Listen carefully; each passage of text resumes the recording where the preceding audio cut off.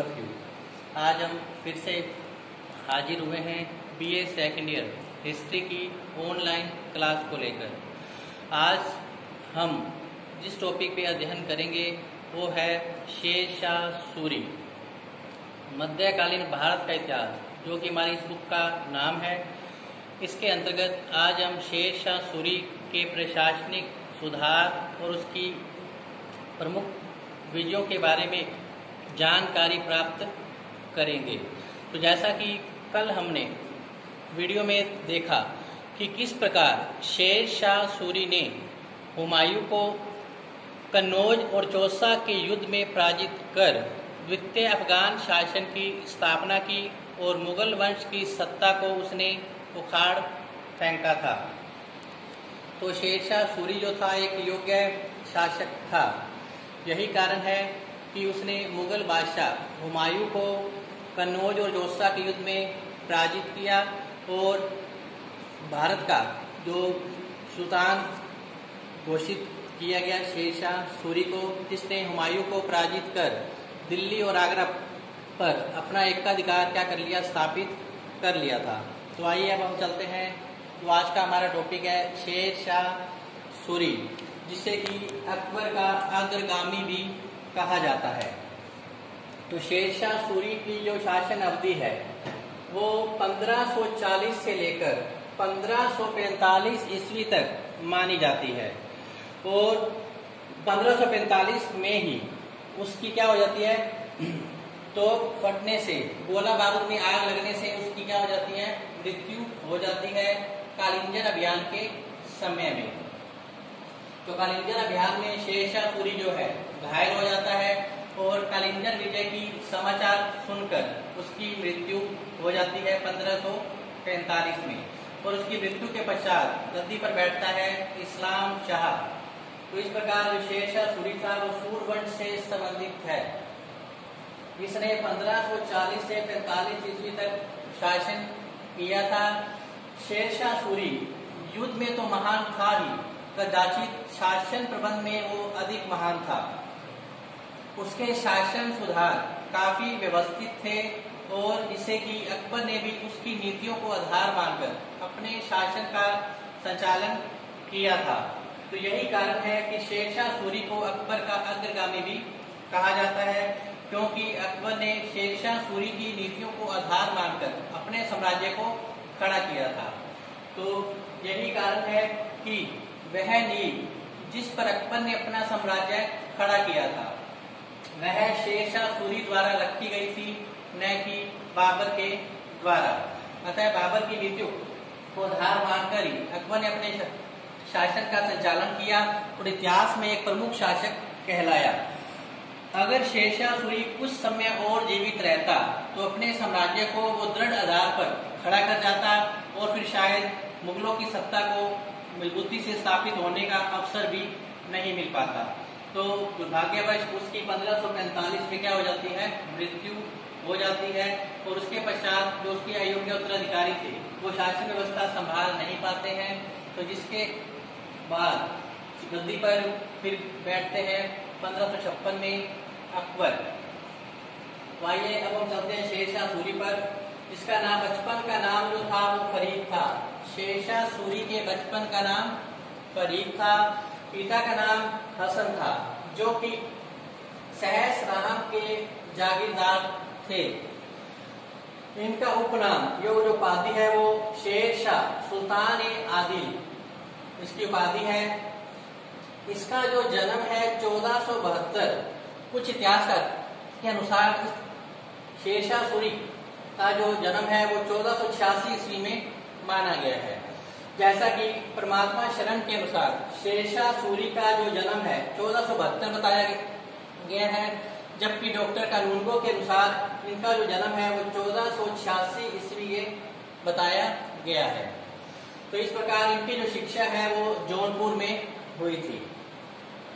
बहार का लोहानी, जो कि बिहार का शासक सूबेदार था, उसने फरीद को शेर खां की उपाधि प्रदान की थी, क्योंकि फरीद ने एक ही बार से तलवार से शेर को मार दिया था। इसलिए बिहार के सुल्तान बहार खान लोहानी ने फरीद को शेर खान की उपाधि क्या की थी, प्रदान की थी।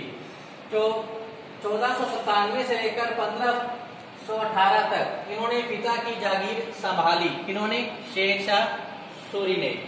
बाद में दक्षिण बिहार के सूबेदार बहार खान लोहानी के यहाँ उसने क्या कर ली, नौकरी कर ली थी।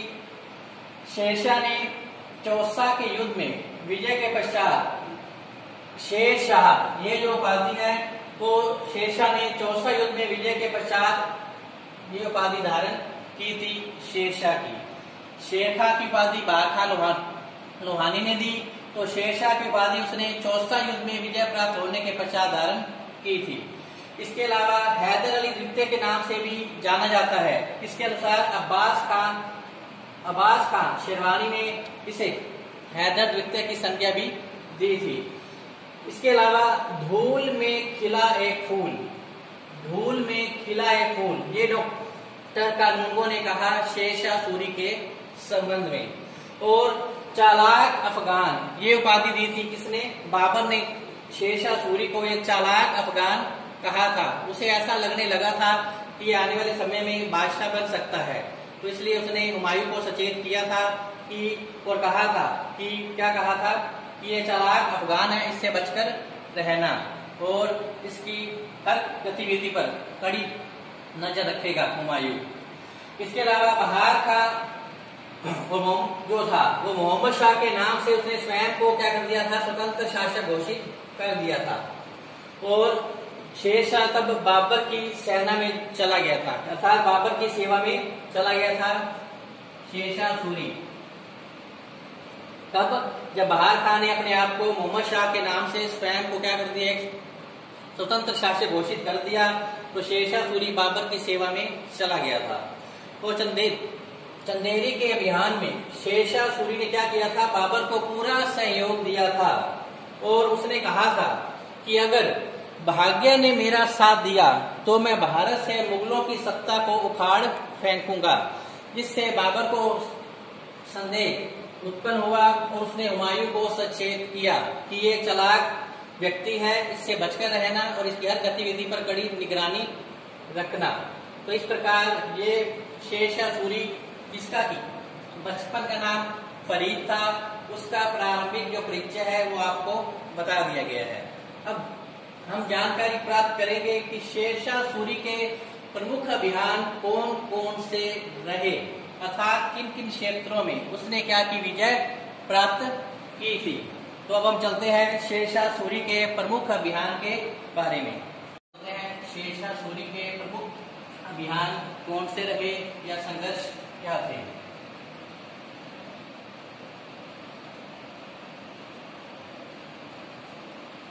सबसे पहले जो शेरशाह सूरी ने दिल्ली और आगरा पर अधिकार करने के पश्चात जो अभियान किया था वो था पंजाब में। तो शेरशाह सूरी का पहला जो अभियान था वो पंजाब में हुआ, जिसे उसने कामरान से क्या किया था, विजित किया था। कामरान से विजित किया था शेरशाह सूरी ने। उसने नवंबर 1540 में लाहौर को भी जीत लिया। तो इस प्रकार शेरशाह सूरी ने सर्वप्रथम पंजाब में अभियान किया, जिसे कि कामरान से विजित किया। इसके बाद उसने नवंबर 1540 में लाहौर पर भी क्या कर ली थी, विजय प्राप्त कर ली थी। फिर 1541 में उसने गख्खर प्रदेश को जीत लिया।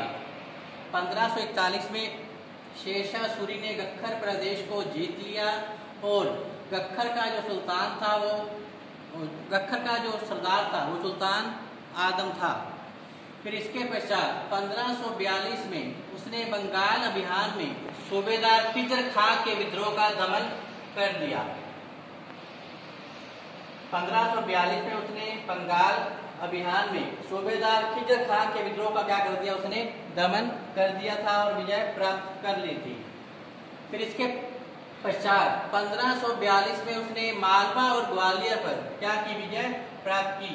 मालवा और ग्वालियर पर उसने विजय प्राप्त कर ली।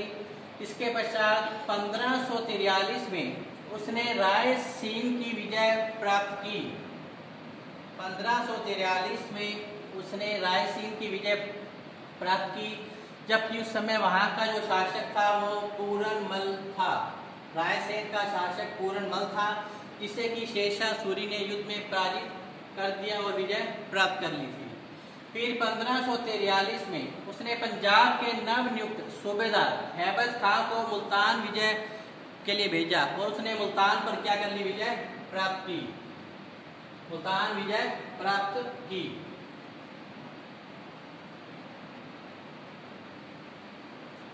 तो इसके पश्चात 1544 में इतिहास प्रसिद्ध युद्ध लड़ा गया, जिसका कि राजस्थान के इतिहास में काफी महत्वपूर्ण स्थान है इस युद्ध का।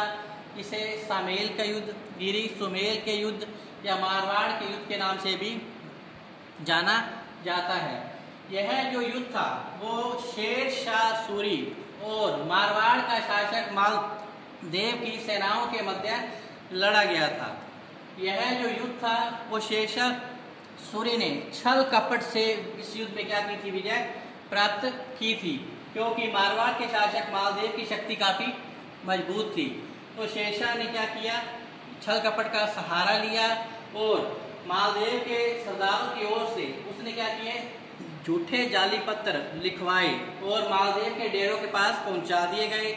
इसमें ये कहा गया था कि जब युद्ध आरंभ होगा तब मालदेव के जो सरदार हैं वो मालदेव का साथ छोड़ देंगे और शेरशाह सूरी से जाकर मिल जाएंगे। इससे जो मारवाड़ का शासक था मालदेव, वो अपना मानसिक संतुलन खो बैठा और अपने सरदारों से सलाह मशवरा किए बिना ही वो युद्ध क्षेत्र से भाग निकला। जैसा कि जेता कुप्पा, जिन पर यह विश्वास का आरोप लगाया गया था, उन्होंने क्या किया? शेरशाह सूरी का इस युद्ध में डटकर मुकाबला किया, लेकिन ये दोनों बेचारे वीर गति को क्या हुए? प्राप्त हुए। हालांकि जेता और कुप्पा बड़ी शूरवीरता के साथ इस युद्ध में शेरशाह सूरी की सेनाओं से लड़े थे। इससे शेरशाह सूरी की सेनाओं के पांव उखड़ने भी लगे थे। ऐसे में शेरशाह सूरी ने फिर अपनी सुरक्षित सेना के द्वारा इसने क्या किया? जलाल खां जलवानी जो है अपनी सुरक्षित सेना लेकर शेरशाह सूरी की सहायता के लिए युद्ध में आ जाता है। इससे जेता और कुप्पा लड़ते हुए क्या होते हैं? वीर गति को प्राप्त हो जाते हैं। तो इस प्रकार शेरशाह सूरी ने इस संबंध में कहा था कि मैं मुट्ठी भर बाजरे के लिए आज हिंदुस्तान की बादशाहत खो बैठता। अगर समय रहते जलाल खां जलवानी मेरी सहायता को नहीं आता तो मैं हिंदुस्तान का बादशाह बनते बनते रह जाता। तो इस प्रकार 1544 में शेरशाह सूरी ने छल कपट से क्या किया था? मारवाड़ के शासक मालदेव की सेना को युद्ध में क्या कर दिया था? बुरी तरह से पराजित कर दिया था। तो इस युद्ध में जो विजय थी वो शेरशाह सूरी की कीर्ति पर एक कलंक का टीका लगा गई थी, क्योंकि यह जो विजय शेरशाह सूरी ने प्राप्त की थी वो उसकी श्रेष्ठ नेतृत्व योग्यता का परिचायक नहीं थी, बल्कि क्या थी? ये छल कपट का परिणाम रही थी। अतः इस युद्ध के बाद शेरशाह की सूरी पर माथे पर जो है कलंक का टीका लग गया था। तो इस प्रकार 1544 में सामेल के युद्ध में शेरशाह सूरी जो था विजयी रहा था और उसने मारवाड़ पर क्या कर लिया था? अपना अधिकार स्थापित कर लिया था। इसके पश्चात मारवाड़ का जो शासक रामचंद्र सेन था उसने भी मुगलों की अधीनता स्वीकार नहीं की।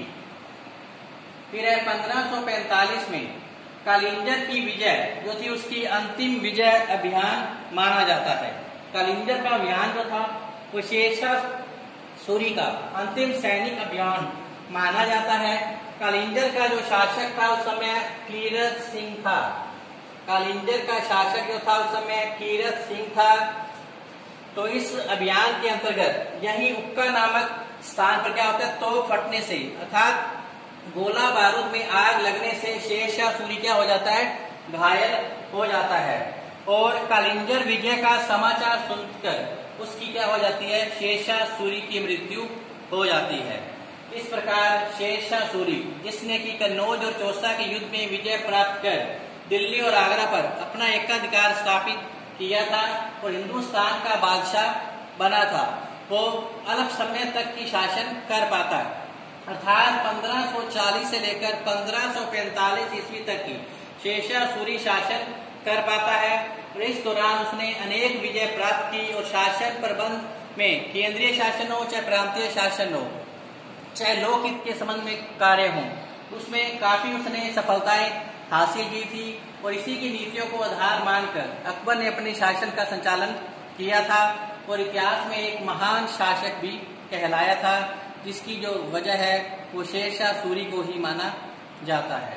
तो इस प्रकार 1545 में कलिंजर विजय के बाद उससे क्या हुई, मृत्यु होगी।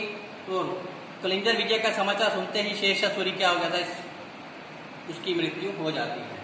तो इस प्रकार शेरशाह सूरी का जो साम्राज्य है वो उत्तर दक्षिण भारत में फैला हुआ था। जैसे उसके साम्राज्य में असम, गुजरात, शेरशाह सूरी के साम्राज्य में असम, गुजरात और कश्मीर को छोड़कर समस्त उत्तरी हिंदुस्तान, समस्त उत्तरी भारत हिंदुस्तान था। यह पूर्व में सोनार गांव से लेकर, यह पूर्व में सोनार गांव से लेकर पश्चिम में गखर प्रदेश तक तथा उत्तर में हिमालय से लेकर दक्षिण में विंध्याचल तक इसका जो साम्राज्य था वो फैला हुआ था। इस प्रकार शेरशाह सूरी एक महान साम्राज्य निर्माता भी था और एक अच्छा प्रशासक भी था। और इतिहास में द्वितीय अफगान शासन की स्थापना जो कि सूरवंश के शासक शेरशाह सूरी के द्वारा ही की गई थी।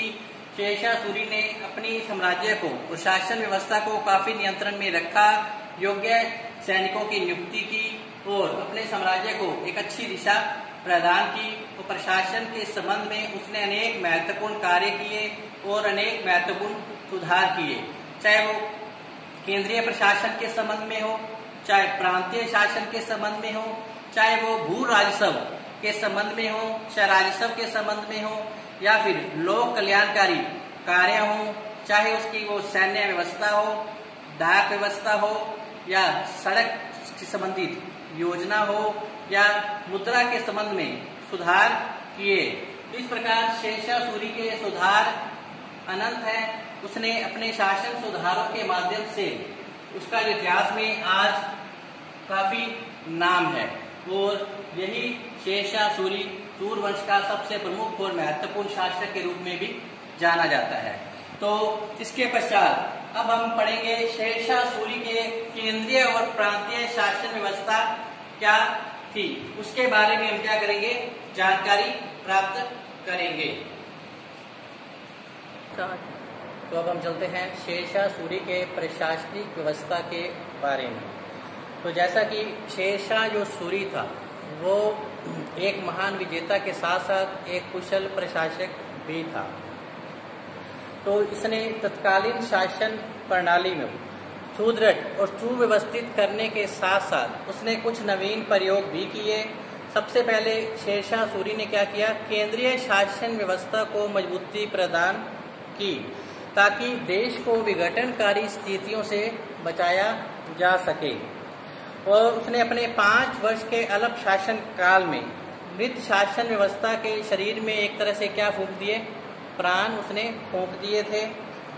और मुगल शासन व्यवस्था को मजबूती प्रदान करते हुए एक श्रेष्ठ शासन व्यवस्था का सबूत प्रदान किया था।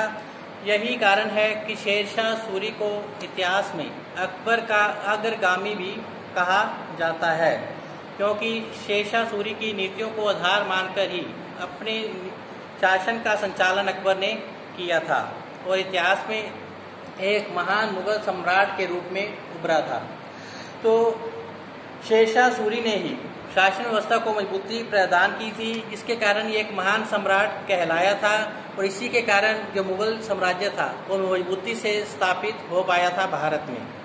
अतः ठीक ही कहा गया है कि वह नींव जिस पर अकबर ने अपना साम्राज्य खड़ा किया था वो शेरशाह सूरी के द्वारा रखी गई थी, न कि बाबर के द्वारा।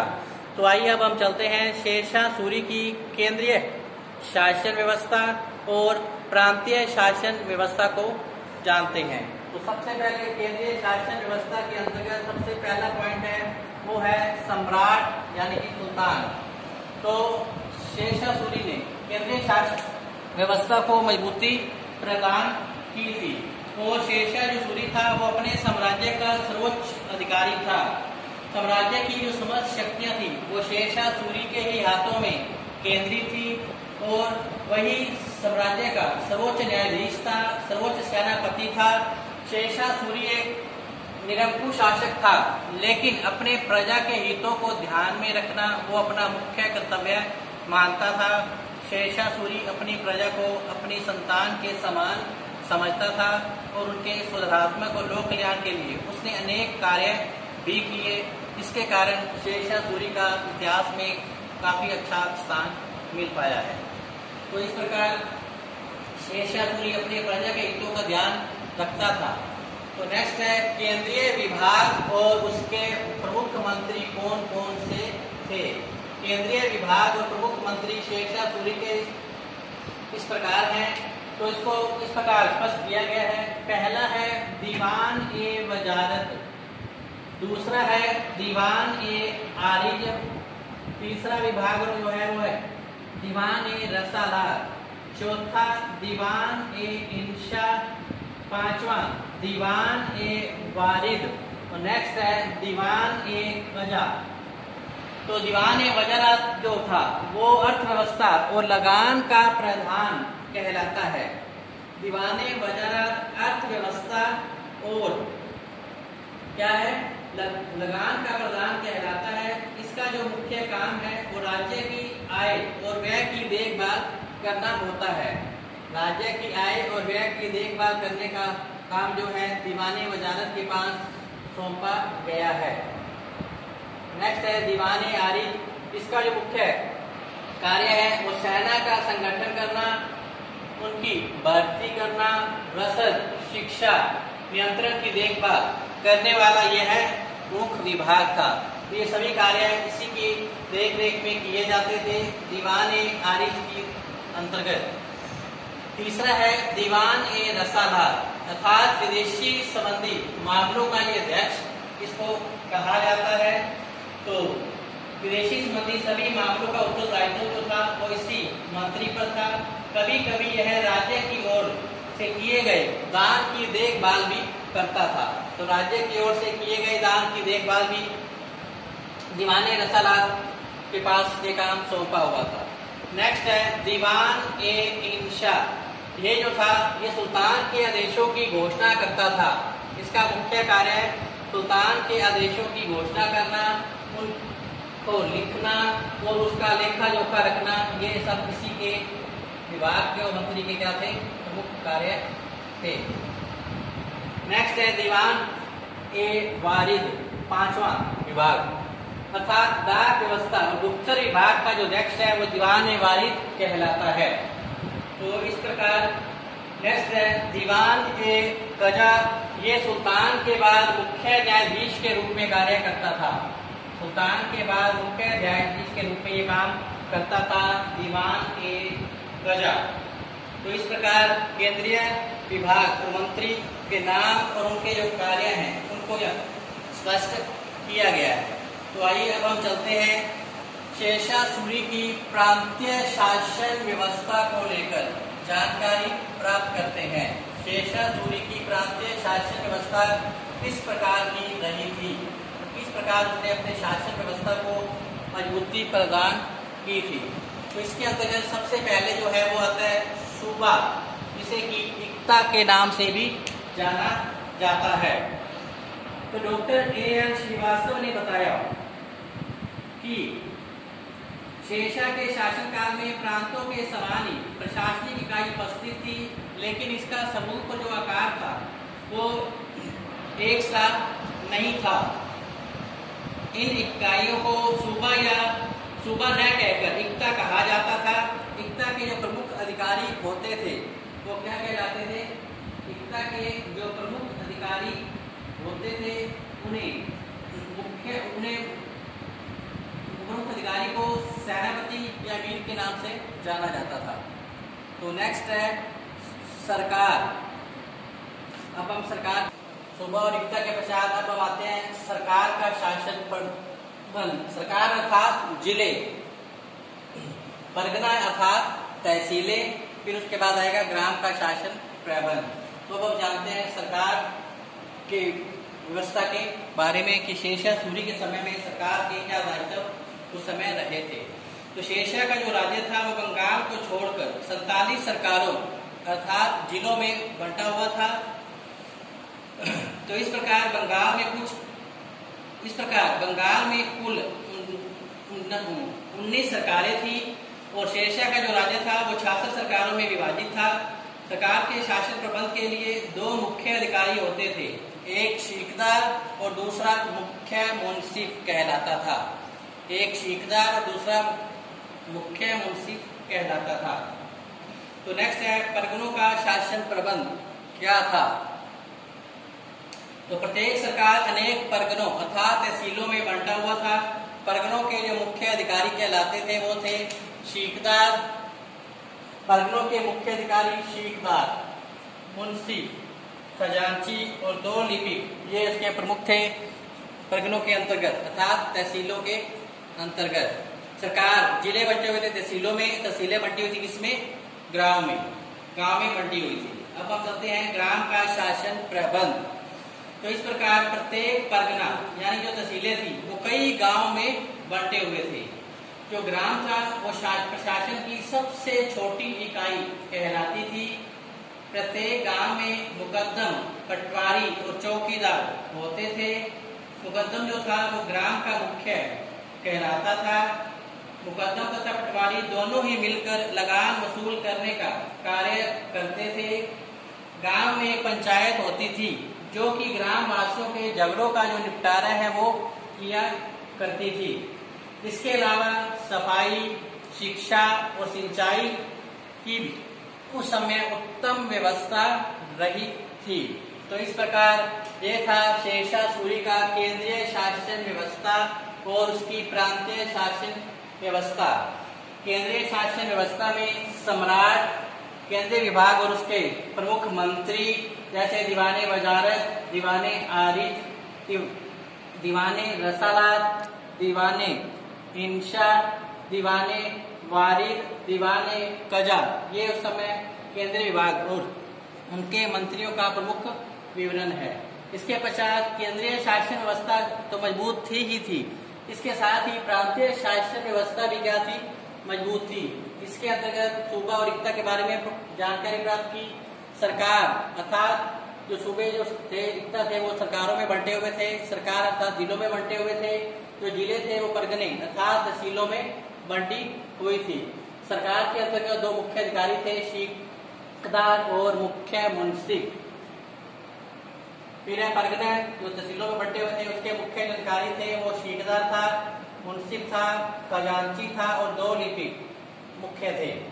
फिर इसके बाद आता है ग्राम का शासन प्रबंध। तो ग्राम का प्रशासन जो प्रबंध है वो भी काफी क्या था, उत्तम रहा था, क्योंकि जो तहसीलें थी कई गांव में उस समय बन चुकी थी। प्रत्येक गांव में मुकद्दम, पटवारी और चौकीदार रहते थे और मुकद्दम जो था वो ग्राम का क्या होता था, मुखिया, और मुकद्दम और पटवारी दोनों ही मिलकर लगान वसूल करते थे। एक पंचायत होती थी जो कि गांव वासियों के आपसी झगड़ों का निपटारा किया करती थी। इस प्रकार शेरशाह सूरी ने अपनी केंद्रीय और प्रांतीय शासन व्यवस्था को क्या की, मजबूती प्रदान की और अपने साम्राज्य को इसी के बल आधार पर उसको मजबूती से क्या कर पाया था, खड़ा कर पाया था। तो इसके साथ जो हमारा नेक्स्ट जो शेरशाह सूरी के प्रमुख प्रशासनिक सुधार थे उसके बारे में जो जानकारी हम कल प्राप्त करेंगे, अर्थात उसकी शेरशाह सूरी की भूमि सुधार क्या थे। शेरशाह सूरी के भूमि सुधार उस समय क्या रहे थे, सैन्य व्यवस्था शेरशाह सूरी की किस प्रकार थी और भूमि व्यवस्था के अंतर्गत उसने जो रेतवारी प्रथा शुरू की थी वो शेरशाह सूरी के द्वारा ही शुरू की गई थी। इसके अलावा उसकी सैन्य व्यवस्था, शेरशाह सूरी की गुप्तचर प्रणाली की क्या व्यवस्था रही थी। इसके साथ ही शेरशाह सूरी की न्याय प्रणाली किस प्रकार की थी, अर्थात शेरशाह सूरी अपनी प्रजा के साथ निष्पक्ष न्याय प्रदान करता था। वो इस मामले में अपनी प्रजा के साथ किसी भी तरह का कोई भेदभाव नहीं करता था। इसके साथ ही जानेंगे कि हम उस समय शेरशाह सूरी के समय यातायात के साधनों की क्या व्यवस्था रही थी।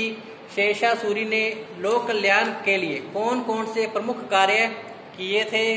पुलिस प्रबंध की व्यवस्था उस समय क्या रही थी? मुद्रा संबंधी शेरशाह सूरी ने क्या प्रमुख सुधार किए थे? व्यापार वाणिज्य की उस समय क्या व्यवस्था रही होगी? इसके साथ ही उसके लोक कल्याणकारी कार्य, उसके द्वारा बनाई गई इमारतों आदि के बारे में हम क्या करेंगे, कल हम इसकी जानकारी प्राप्त करेंगे।